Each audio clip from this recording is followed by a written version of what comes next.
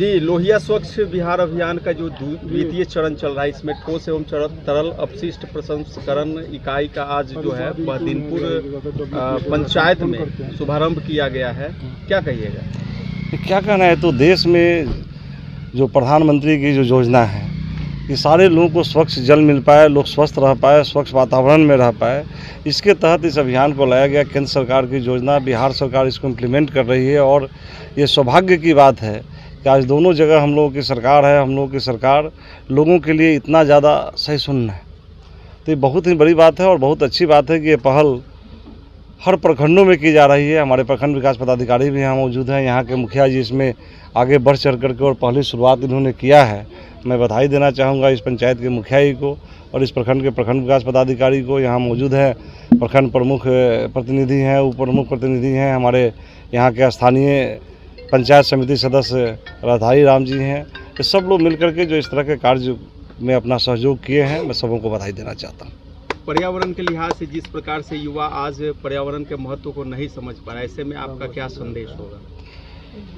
देखिए, लोग निश्चित रूप से जो हमारा जनरेशन था, हम लोग से ऊपर का जनरेशन था, इसको बहुत गंभीरता से नहीं ले रहे थे। क्योंकि वो गंभीरता से नहीं ले रहे थे, वो नहीं समझ पा रहे थे क्या पॉपुलेशन की डेंसिटी हो रही है, किस तरह से पॉपुलेशन बढ़ रहा है, ये प्लास्टिक कितना हमारे लिए ख़राब मैसेज दे रहा है, ख़राब काम कर रहा है, इन चीज़ को नहीं समझ पा रहे थे। लेकिन युवा जनरेशन जो है अब सब के सब स्कूल जा रहे हैं, सब पढ़ रहे हैं, इसलिए उनमें जागृति आ रही है। थोड़ा सा और जागृति फैलाने की ज़रूरत है, जो हम लोग कर रहे हैं। और निश्चित रूप से अभी जो जनरेशन है, आप सामने देख रहे हैं बच्चे लोगों का, ये सब जनरेशन समझ रहे हैं कि हाँ, प्लास्टिक को रोड पर फेंकने से क्या होगा और प्लास्टिक को सही जगह पर डालने से क्या होगा। अब तो आश्चर्य लगता है, गाँव में भी बच्चे कहते हैं कि अगर कोई आइसक्रीम वगैरह खाएँ तो उसका डब्बा रोड पर न फेंक दें, वो जगह तलाशते हैं कहाँ ऐसा जगह है जहाँ पे फेंक दिया जाए। तो ये बढ़ रही है, लोगों की मानसिकता में ये आ रही है कि नहीं भाई, ये गलत चीज़ है और इस काम को ऐसे किया जाए। और निश्चित रूप से प्रधानमंत्री की योजना जो है पूरे देश में सारे पदाधिकारी, सरकारी पदाधिकारी हों, कर्मचारी हों, ये अब देखिए स्वच्छता अभियान में काम करने वाले स्वास्थ्यकर्मी हों,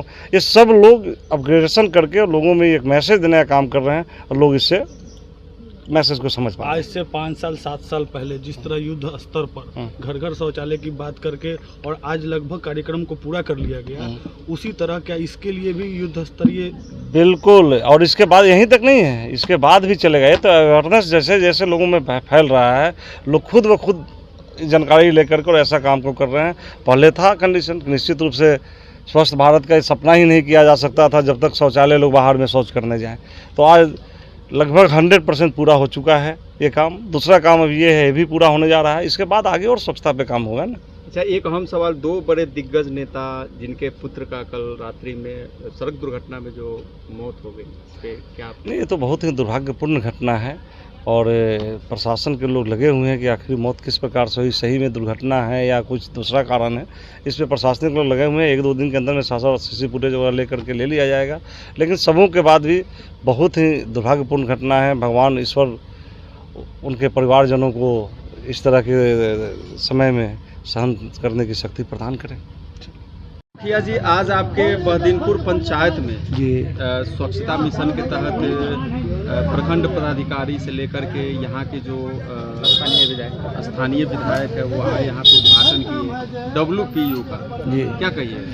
WPO का जो उद्घाटन हुआ, हमारे विधायक जी जो आए हैं, हम इस उद्घाटन में माननीय राजू कुमार राजू जी और प्रखंड विकास पदाधिकारी जी और जहांगीर बाबू, हम लोग को बहुत प्रसन्न हो रहा है और बहुत खुशी मिल रही है। क्या लग रहा है, स्वच्छता के लेके जागरूकता फैल रही है? जागरूकता फैल रही है यहाँ पंचायत के अंदर। हम लोग इसको आगे बढ़ाएंगे। लोग अभी भी खुले में जा रहे हैं कि नहीं, शौच बना हुआ है, शौचालय बना हुआ है, कुछ कमी है उसको पूरा कर लिया जाएगा।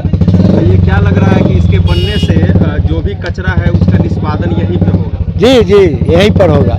इसके बाद की क्या प्रक्रिया होगी? इसके बाद की प्रक्रिया गाँव में ठेला चलवाएंगे और एक ई-रिक्शा है, उससे मंगवा के यहाँ रखा जाएगा।